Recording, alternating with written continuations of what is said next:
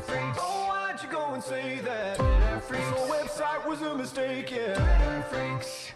Okay, well, if you're here, we all know what the last Freaks was. It was Monday, November 4th. Since then, it's been one of those weeks that our old pal Lenine once talked about. One of those weeks in which decades happen. Donald Trump won the election.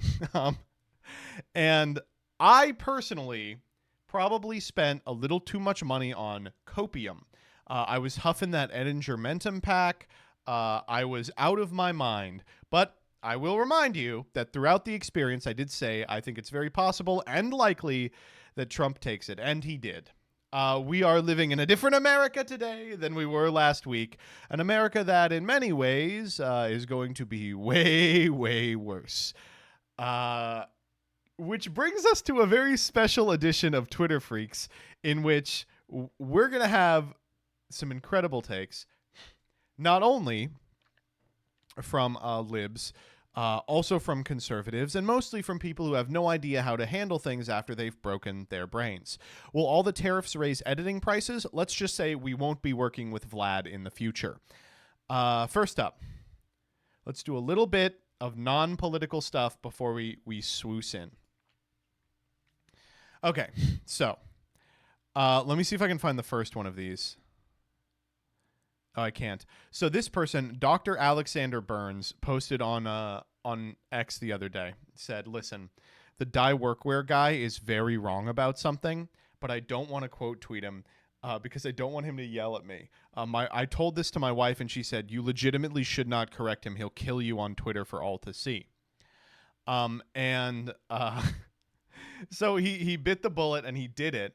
And he said, listen, the general premise is correct, but this thread is comparing suits of diplomats to suits of normal middle-class men and we do have examples that prove they were a little plainer or different, right? I'm happy to respond. Oh no, did he delete it? Very fair critique. I shouldn't be comparing the dress of different social classes, and should note that I don't think the suit's rise is purely about British imperialism, but forces later described as liberalism. Oh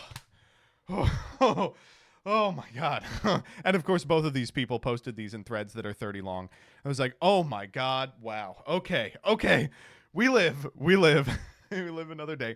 They had a nice conversation with each other, really made me long for the era of forum posting. But if you think he's lost his edge, you're absolutely incorrect. This was a banger. This person goes, while it's easy to rail against unnamed elites, there's a broad cultural problem among Dems in general. One beloved Dem Twitter account is that of a snob who mocks wardrobes for not being authentically aristocratic. And the quote tweet is, imagine graduating from Harvard, producing a show at MSNBC, advising the Senate Budget Committee, writing a book about U.S. economic policy to be out-influenced by a guy who spent 15 years arguing about pants on a menswear forum. And this person replies, he says, you're a snob, which is why your critique of me is that I'm not living up to my credentials while bragging about your clout. Look at you tossing middle-class strivers around like it's an insult. He goes, you are literally arguing with someone who runs a menswear blog called Dye Workwear. And he responds, yes, I am, because I don't believe I'm better than anyone else. That's my point. Your fans are believers in aristocracy, and that's not consistent with democracy.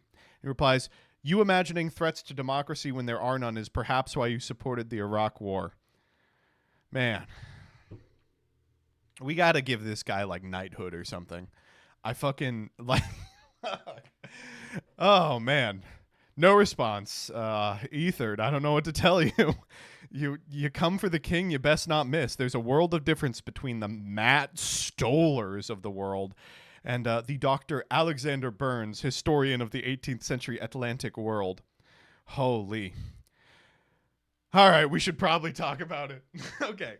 So, this past week, Trump won the election. We had a really fun election stream, I thought. It was a good time, despite the fact that, like, after a couple of hours, we were all just sort of circling the drain in terms of our brains breaking.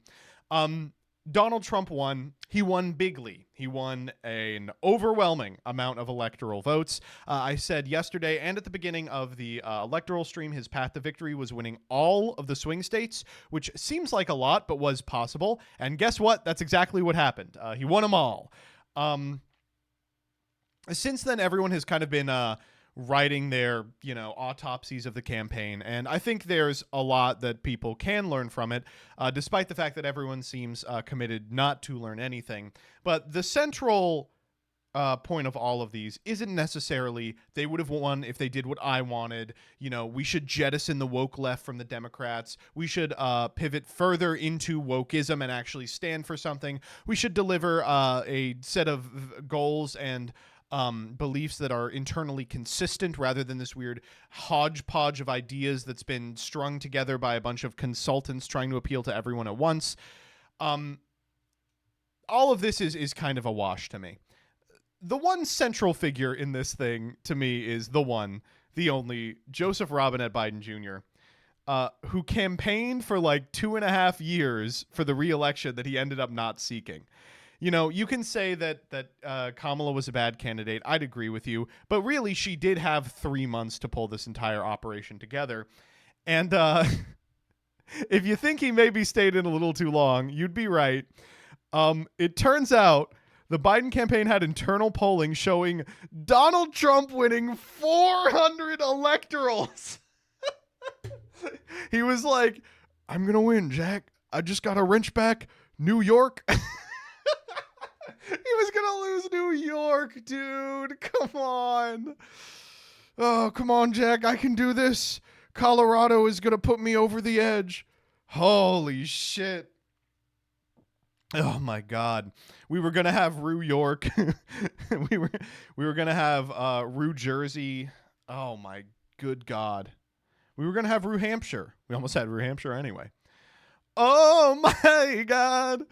Oh, man. But he stayed in anyway. During this period, people were coming up and saying, behind the scenes, he's very cogent. He's really put together, and he has a winner's spirit. And he was like, we're going to get him, Jack. We're going to blast him. At what point is this just malpractice? Holy shit.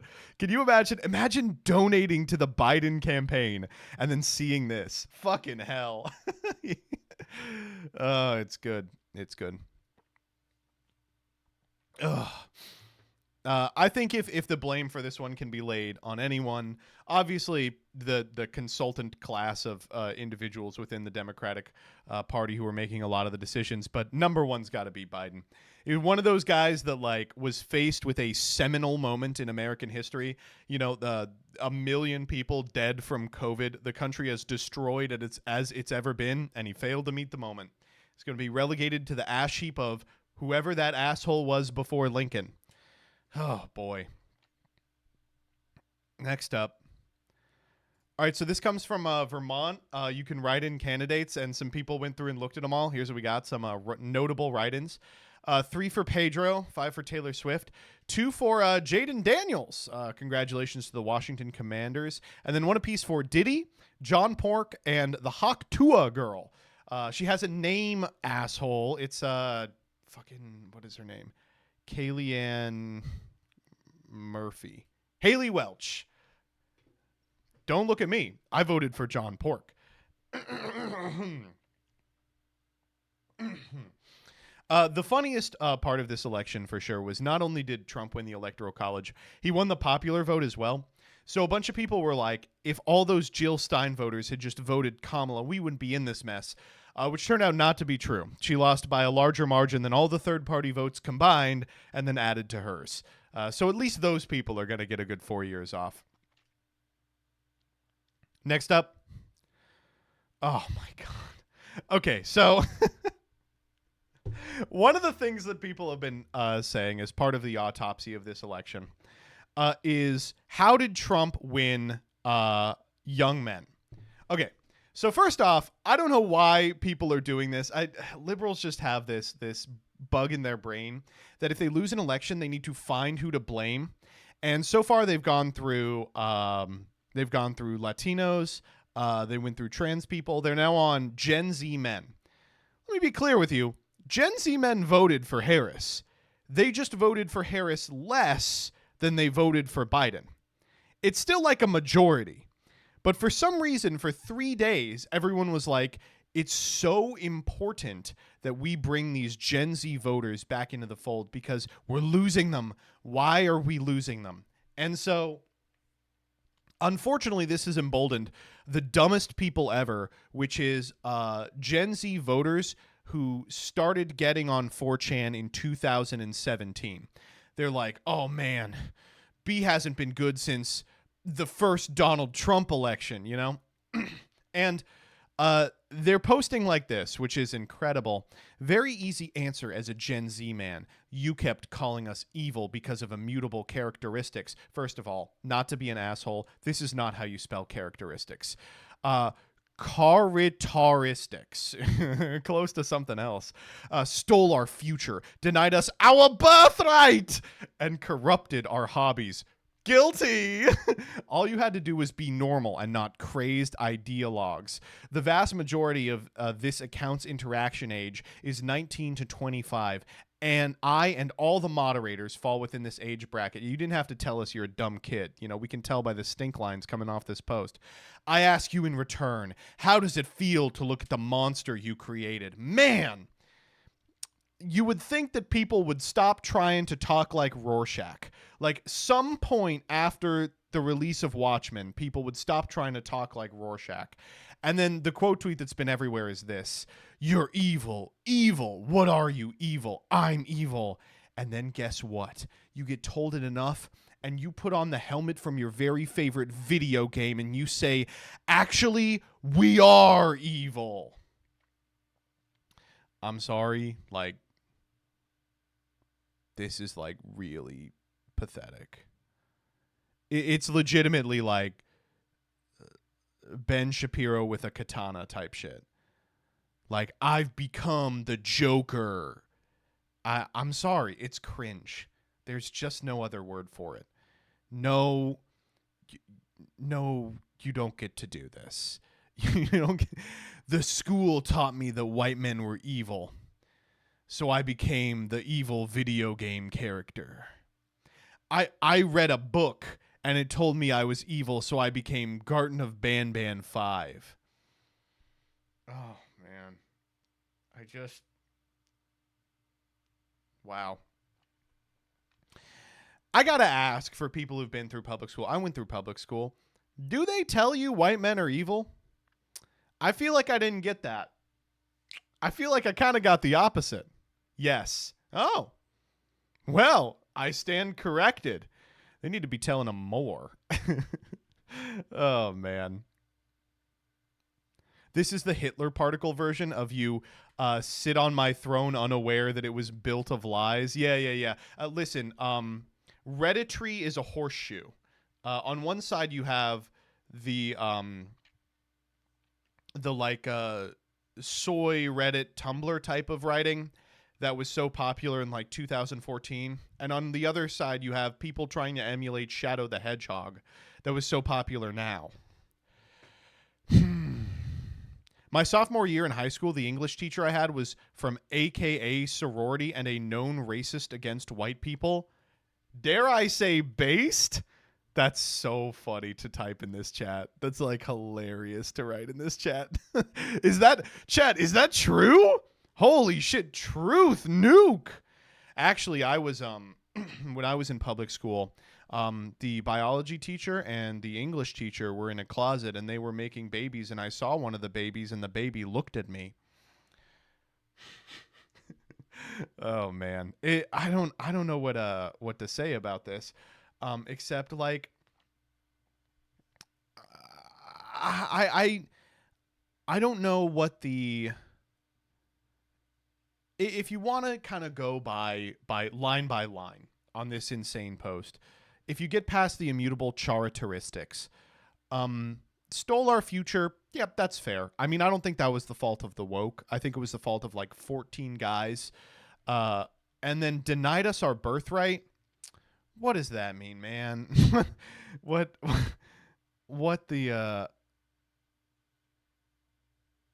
does that mean? And corrupted our hobbies.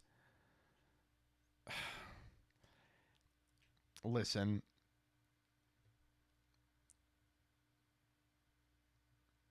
I want to be really mean to this person and be like, your political beliefs are like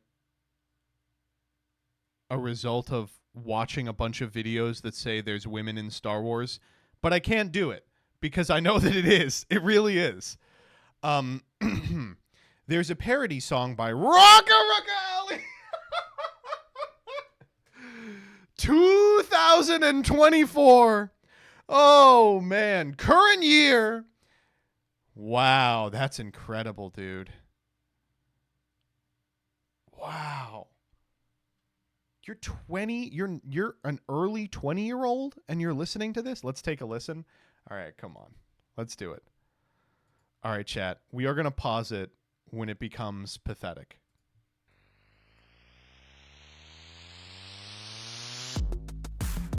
Okay, well, we already have to stop real quick.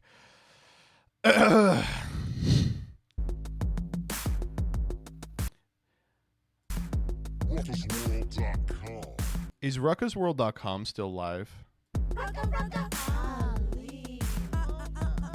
Oh my god, I forgot there's like 40 minutes of producer tags. I was just an average dude, neckbeard. This is good. This is really good. Okay, we got to keep moving. I can't listen to this shit. All right, next up. All right.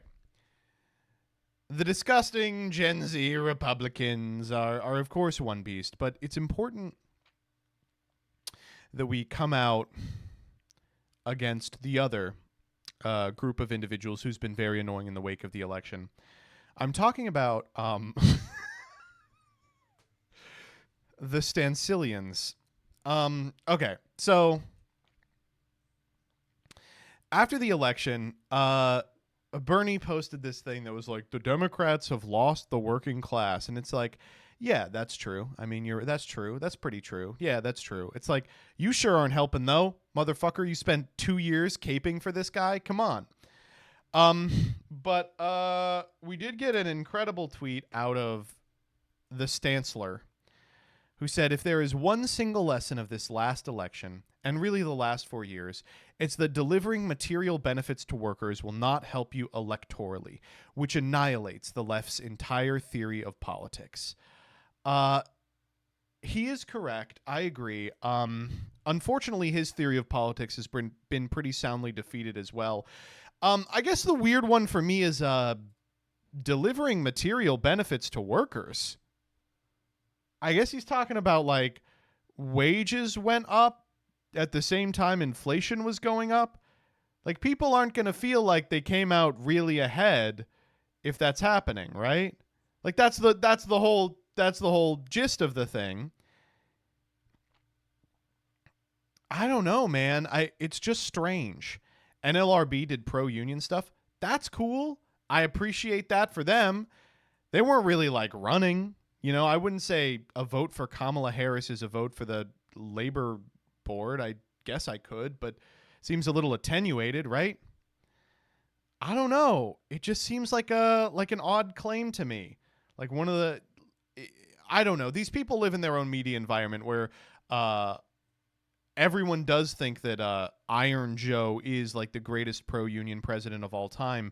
And then when they find out that other people are like, no, we don't think that, they're like, well, what the heck? It's weird. It's strange. And I think it's important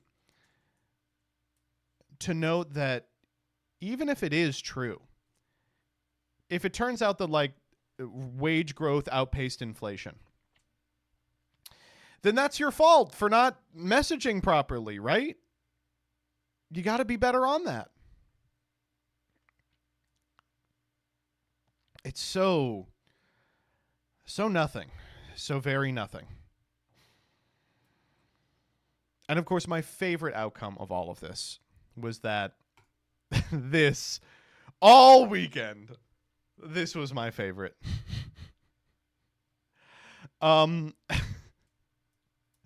We need to invent Liberal Andrew Tate ASAP. First up, I'm right here, asshole. Come on. What does liberal Andrew Tate even do? Yeah, so I traffic women, but I fairly compensate them relative to the real wages graph. It's so good. It's Northern Lion, actually. It is. You're right. Liberal Andrew Tate is Hollywood sex traffic. No, what I saw 4 days of this, of people being like, we need, like, the right and the left have their own media infrastructures. Podcasters, Twitch streamers, everything. Liberals need a countervailing force. And this one's like insanely funny to me because it's like, do you think that there aren't enough liberal podcasts? The problem is nobody wants to watch them because they are boring and wrong constantly. You got to try with the Pod Johns. Did Pod save America yet? Oh, man. I think I will say, if you want to invent the liberal podcast, just send the checks directly to Peeps' house. We will talk about how great O'Bungler is. A leftist Joe Rogan is like, what? We need a guy who believes in conspiracy theories and got his brain concussed into blended slop? Hold on. Another opening for me just came up. We have a left-wing Andrew Tate. He's called Robert Evans, and he's on so many drugs all the time when recording a podcast. Ugh. Jillian's a huge Robert Evans fan, and every time we listen to one together, I'm like, come on, can we not do this, dude? I don't know what it is. I'm just not a fan.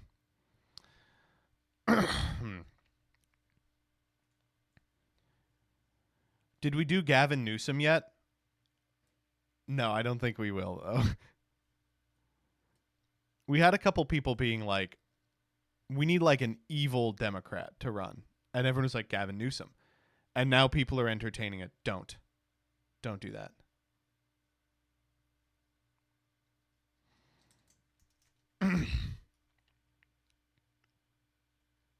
All right. I think we got to get off politics. You know, as a closer to this section, I will say what I said before, which is, remember, the difference between a Trump presidency and a Harris presidency wasn't a version of America where everything goes well and a version where everything goes wrong. It was a version of America where everything goes wrong and a version where nothing changes.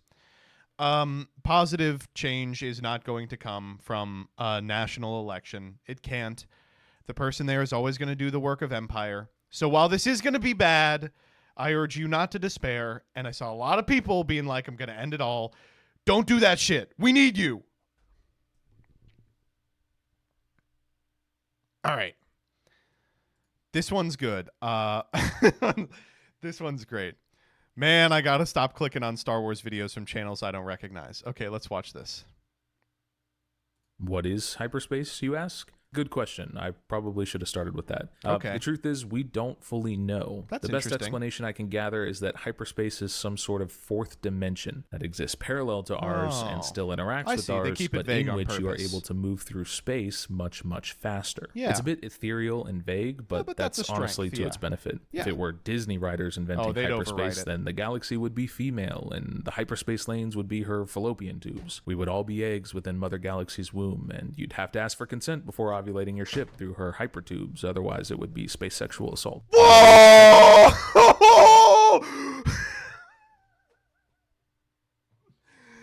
Oh my god!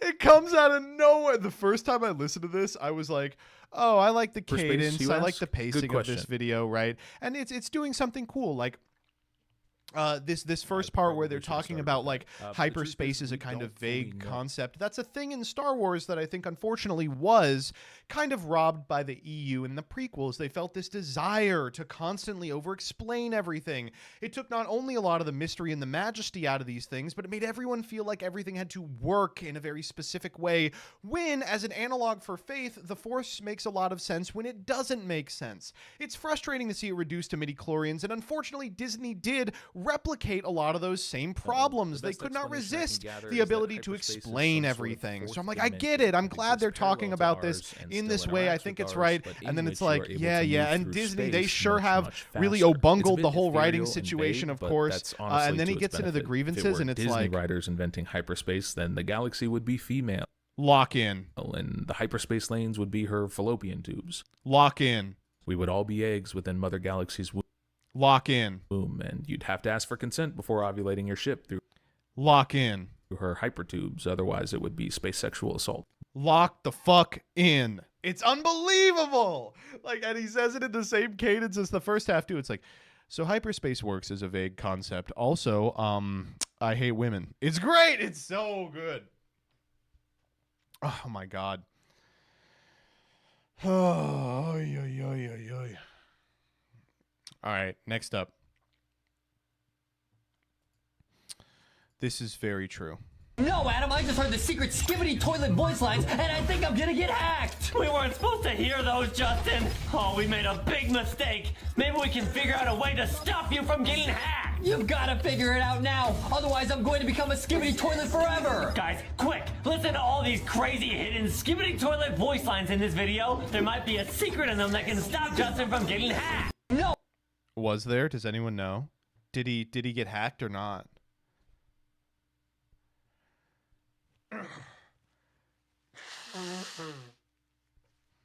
He was saved, if I recall correctly. We have to go watch it.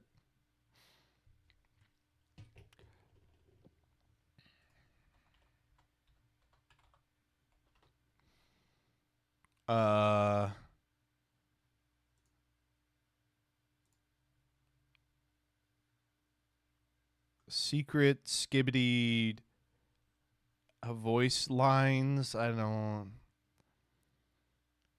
Oh my god, how many of these are there?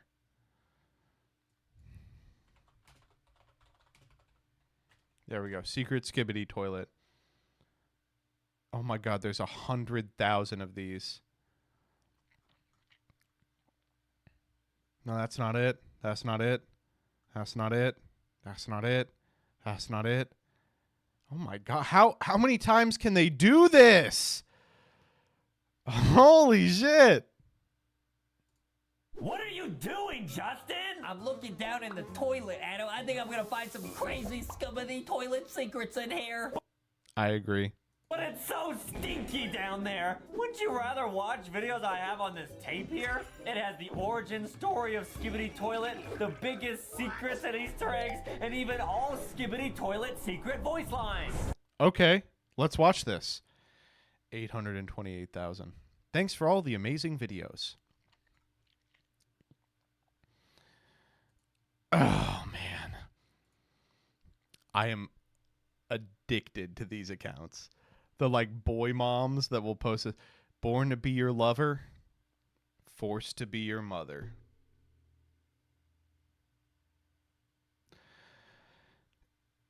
Yeah. 77,000 likes, by the way. Wow. Real coffee. Whoo-wee. Next up.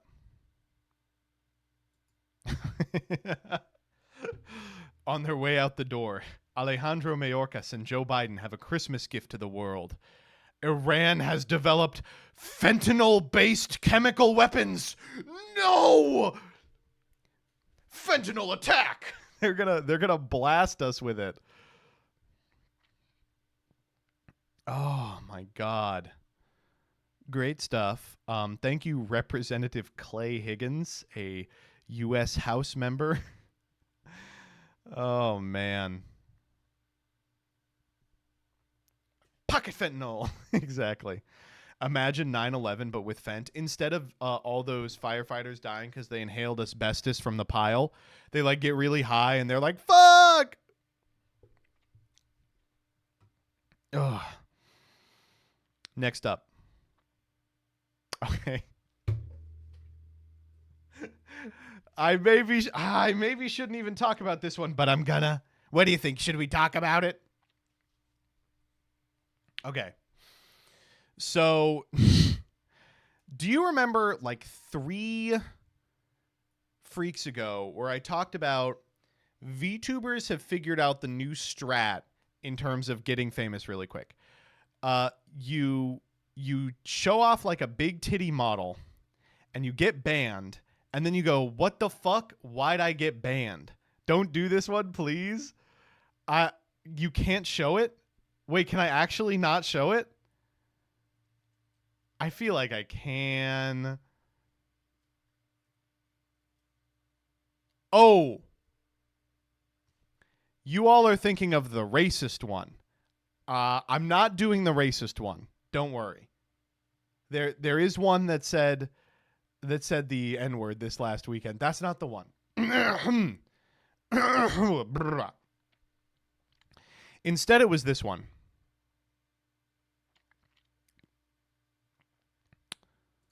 "5 seconds. I accidentally zoomed in on my chest for 5 seconds while trying to adjust my mascot. No sexual themes, no violations of the dress code, no exposed bits. 5 seconds. Are you kidding me at Twitch? All right, let's check out the picture.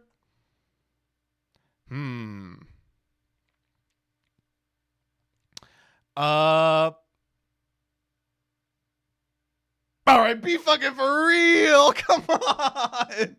I hate being like this, but like, come on. Oh man. Okay, so here's the thing. Firstly, they didn't get banned. They got a warning, and they got the VOD changed to content classification sexual themes. Isn't that the system working as intended? Right? They didn't get banned. They didn't get dinged. They just got a heads up that you're going to have to be careful in the future. And secondly, if you have big booby boob and you zoom in on him for 5 seconds, that's kind of analogous to like a streamer like me accidentally loading up a toss breaking image for 5 seconds, for which we get banned all the time. Can we go back to the image? I don't think so. I don't think that we can. I don't know. It's just, it's odd to me. I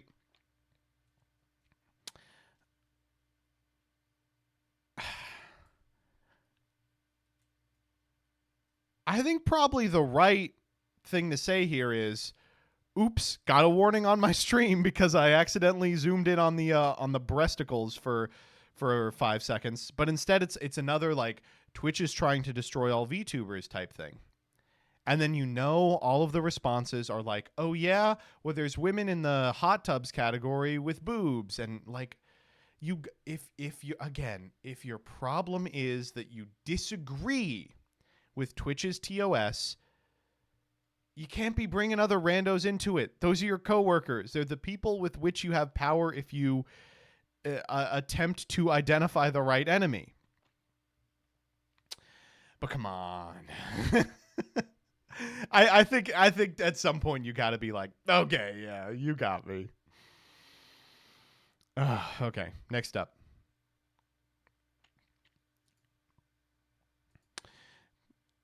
Black Ops 6 is so good. For those who didn't play Black Ops 6, in one of the missions, you are tasked as a baby to kill Saddam Hussein, and this is the start of the mission.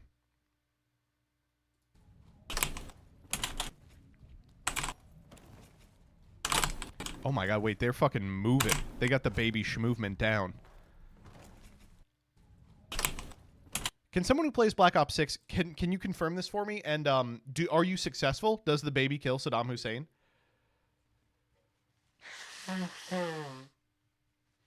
Yes.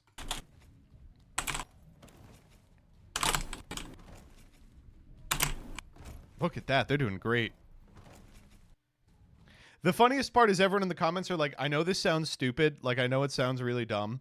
But Black Ops 6 is far and away the best single-player campaign of all time. All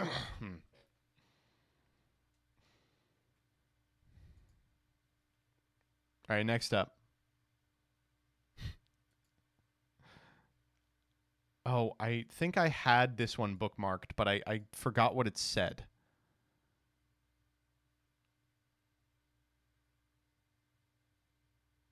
Oh. Oh, this is just has been hotel bad. That's not particularly interesting. We all know that. All right.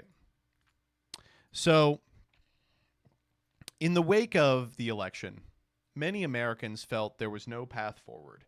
Donald Trump was going to once again ascend to the highest levels of American democracy, and nothing and no one could stop him. With one exception.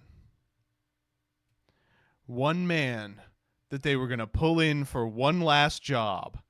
The recently released attempted assassin of Ronald Reagan, John Hinckley, who has been out of prison and making folk music for the last 2.5 years. People were tweeting at him all week that they need him to step up, and he tweeted, "I'm a man of peace now. Please stop with all the negative comments." Oh my God. I'm sorry, John. You don't deserve this. Oh,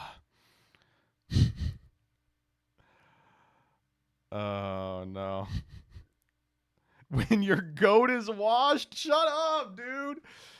Oh, my God. Did you see the post where the woman he was trying to impress was, in fact, a little impressed? It's fake, unfortunately. She never said it. I wish it was real. Would it, truth be told, I was a little impressed. Oh, he's a nice guy. I feel bad for him, too, because, like, the people who listen to his music are all, like, insane people that are like, oh, I liked when you shot Reagan. And he keeps being like, does anyone like me for my music? And he can't book a gig anywhere because they're like, yeah, we're not going to book the Reagan assassin at our local shop. I was thinking the other day, it's crazy he got away with it, right? He was in prison for 40 years. What do you mean he got away with it? He did not get away with it. Oh, man.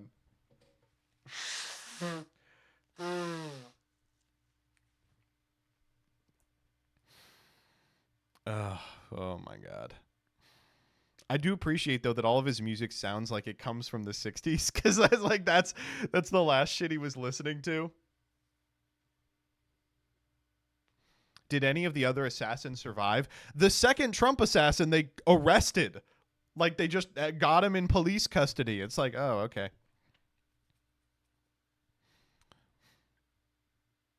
Can we hear a song? Yeah, let's listen to a Hinckley banger. The JFK assassin didn't get arrested. Oh, they got him live. He wasn't live for long.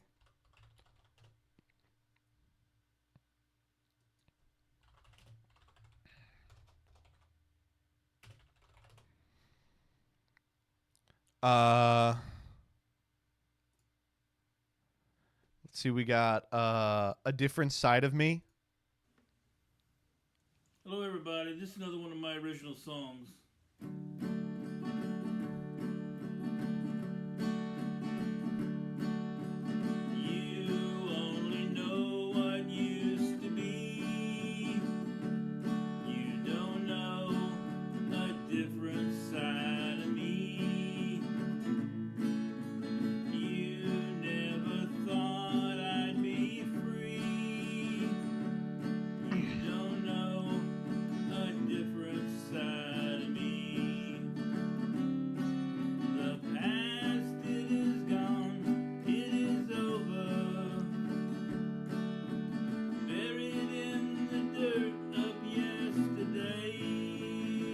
Dylan's successor. He's clearly trying to be Bob Dylan, right?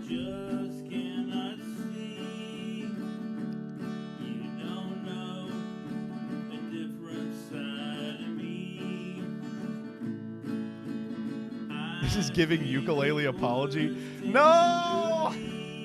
Okay, well now I can't listen to it. All right, last one we're doing here today. My stupid younger brother keeps saying, let me hit the Maya Fey and look at me like this. I fucking hate him. I've been doing this incessantly since seeing this tweet. Let me hit you with the Maya Fey. I've also been doing the let me hit you with the Edgeworth. Got one of those? You got this one? You got... There's so many good ones. Fucking hell. Can you hit us with the Pearl? What is... Let me hit you with the Susato. That's the... This one. Let me hit you with the Sholmes. Let me hit you with the Sholmes. Oh, man. Hit us with the Van Zeeks. Yeah, I got you.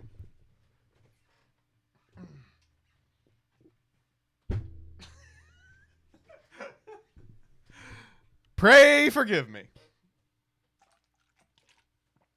Ugh.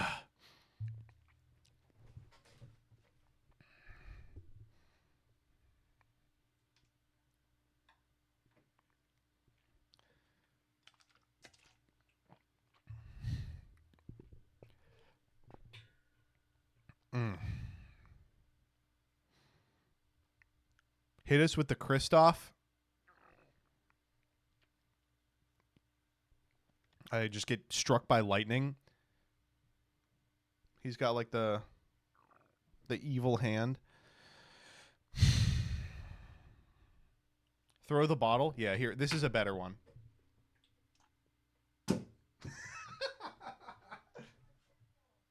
What? Oh, sorry.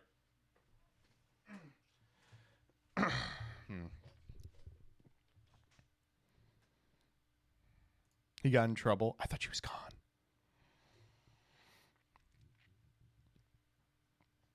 All right, that's it for Freaks today. Let's watch some TV.